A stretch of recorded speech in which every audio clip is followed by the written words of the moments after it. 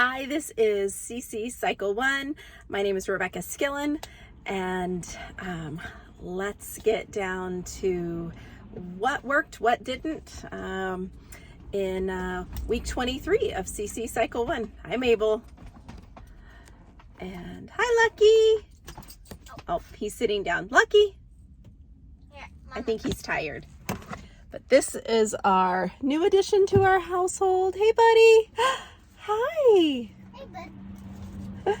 So, it's been a little crazy. Anyways, so we started with affirmations. In General Assembly, we had a lot of fun. Our director did kind of a who am I trivia question of a few things that they had learned about the different composers over the last 3 weeks in General Assembly, and I think there were a few new clues and facts that she asked. And so she'd ask a question, and then they just picked, there was a picture of Mozart and Bach and Handel in the room, and so she'd ask a question, or this is what I did, and they would go to each picture, of who they thought it was. It was a lot of fun, and I apologize. It's humid here, like we're gonna have a thunderstorm, and I hairsprayed, and it's like doing crazy things. So my daughter said it's white hot fire. Sounds about right. So we did our affirmations in class. We did our geography at the very beginning, just like we have done in the past. And this was the second part of our song. So it was he's got South America in his hands, Venezuela's at the top, turn back the clock, Colombia, Ecuador, Peru, Bolivia, and Chile slides down the side. This week, Argentina's at the bottom, now we're moving up right, Uruguay, Paraguay looks like an S, Brazil is the big one, now we're almost at the top, French Guiana, Suriname, Guyana, tick-tock, because you went backwards on a clock. So that was our geography. Again, we reviewed our last previous 6 weeks in our geography. They're doing fantastic.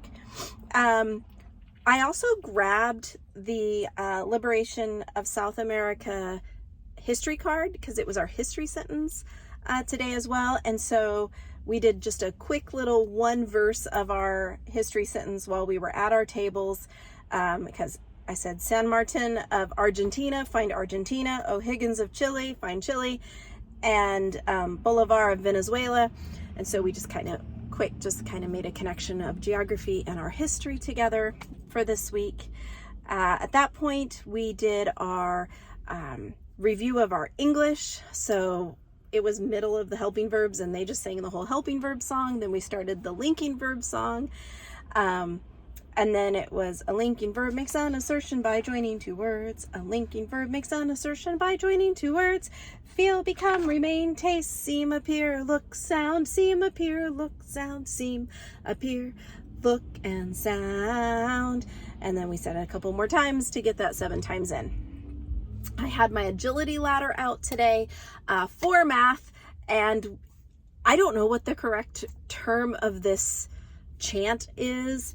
I call it the sound off army march. That may be right, that may be wrong, I don't know.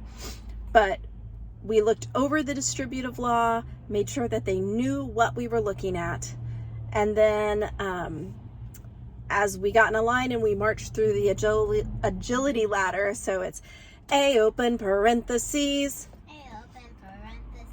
B plus C closing parentheses, equals AB plus AC. The distributive law is good for me. A open parentheses. B plus C closing parentheses. Equals AB plus AC. The distributive law is good for me. And we just did that. Over and over. Through the agility ladder and back. So at one point I made them say it first just to make sure they were still with me, and that was a lot of fun. Before we did math, we did do Latin at the table. For fifth declension, now and endings, again, I really wanted to take the second semester to attend to the endings, make sure they're really looking at what the endings are that they are saying. So we sang our Latin song of fifth declensions while they were looking at the placemat, putting the flashcards on the placemat. It's just matching. It's not like I'm testing them. I want them to see the endings. So that's what we were doing.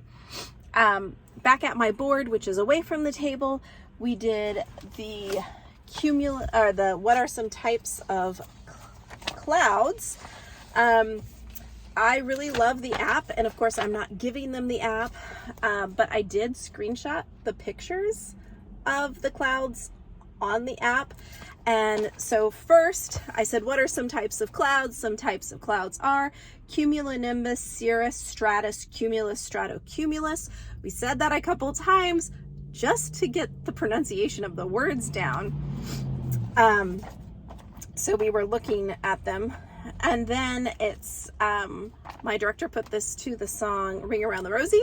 So what are some types of clouds? Some types of clouds are cumulonimbus, cirrus, stratus, cumulus, stratocumulus.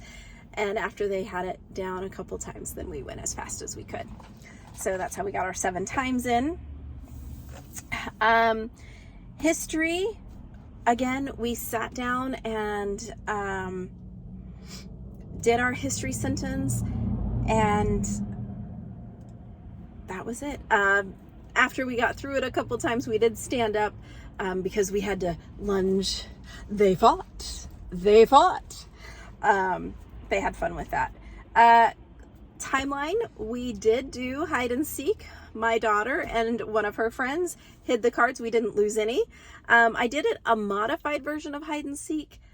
We said it a couple times, and then I had one person go and find a card. And then because we had some time, so I had one person find a card, and then we read through the timeline. I had another person find a card, and we kind of went through that way and put them in order. And then I told them, you guys have said the whole timeline for the whole year. Like, this is the rising tide of freedom. Now my kids, a handful of my kids who were in my class last year did remember I did make a coronavirus card for them. And so they said that one was missing. I did not bring it up this year. But I said, rising tide of freedom is the last timeline card. Like, you guys have said the whole timeline.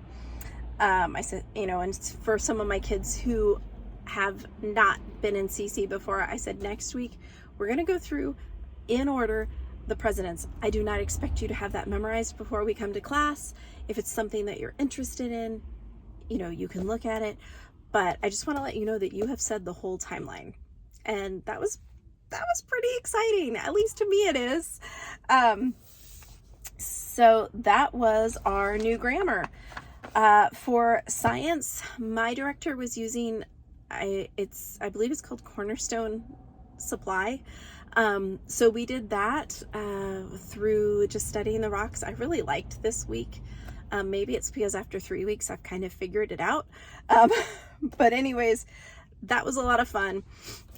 For orchestra, I had these out, which are romantic, classical, Baroque, and modern. And so we pulled that out and just talked about the fact that there are that these are the I just lost my word, the periods of music. And we talked about where were the music that we listened to this year, where did those fall under. Handel and Bach were Baroque and Mozart was classical. And then so we put these, I actually used my agility ladder. My agility ladder can be broken into just a 4-section segment, or I haven't even counted. I think it maybe is a 12 section of squares. So I had 4 squares out. So I laid these in the 4 squares, and then above them or below them, I laid these. I found these, I don't remember where, but I found these for each time period of what the orchestra looked like. And then I also had found some composers for each So if you Google just orchestra classical period, so anyways, so I just printed them off and had laminated. I used these last year, and it is really cool. Like, this is the Baroque period. That's what the orchestra looked like, including the harpsichord. And then here's what the modern period looked like, and how many instruments we've added in those time frames. So that was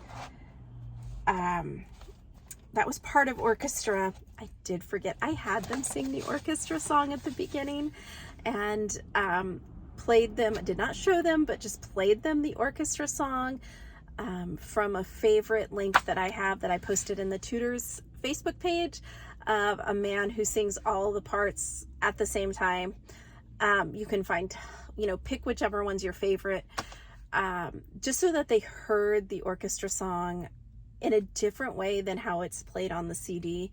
And then that way they had a reference of what they were doing. And then I separated them. I had a couple moms in the room, so they helped, and we kept going, and it was a lot of fun. The last thing we did in orchestra was talk about what the different instruments, how we separate them into categories, like what they saw in the different orchestras periods. So brass, made of long coiled metal tubes, usually brass, that produce sound by buzzing the lips. These are the definition of what a string instrument is, the definition of a percussion instrument, the definition of a woodwind instrument. And then I had these because my daughter took a music appreciation class at a different co-op a few years ago, and so I saved all the cards and laminated them, or maybe they were already laminated. Maybe, I can't remember. No, this looks like my lamination job. So I laminated all of them and saved them because I knew I would use them for something, and then we ended up in CC. So I'm sure that there are plenty of places out this. This is Squilt, S-Q-I-L-T, from Homegrown Learners. But if you can find some musical instruments. And so we spread these out on the cart, all on the floor, and then I had them, place them in different orders. Some of them realized that the information was on the back. But again, it was just a really great time of classifying the musical instruments into what type of instrument they were. Next week, we're hoping to have a petting zoo of instruments. We'll see if that pans out. But that was our day. Review. What did we do for review? Oh, Would you rather? I let them do Would You Rather. That's what we did for the whole review. I did have them do, 6-7 weeks, of review at a time. And then I asked them 2 to 3 Would You Rather questions, and then went through it that way. Because we'd already done geography, we'd already done English, we didn't have as many subjects to go through. So they got to just do Would You Rather, which is their favorite thing to do. So this is our week 23. Next week is our last week for my campus specifically. If you're watching this, please turn in your applications and your faith covenant so I can take over that soon. So talk to you later. Have a great day.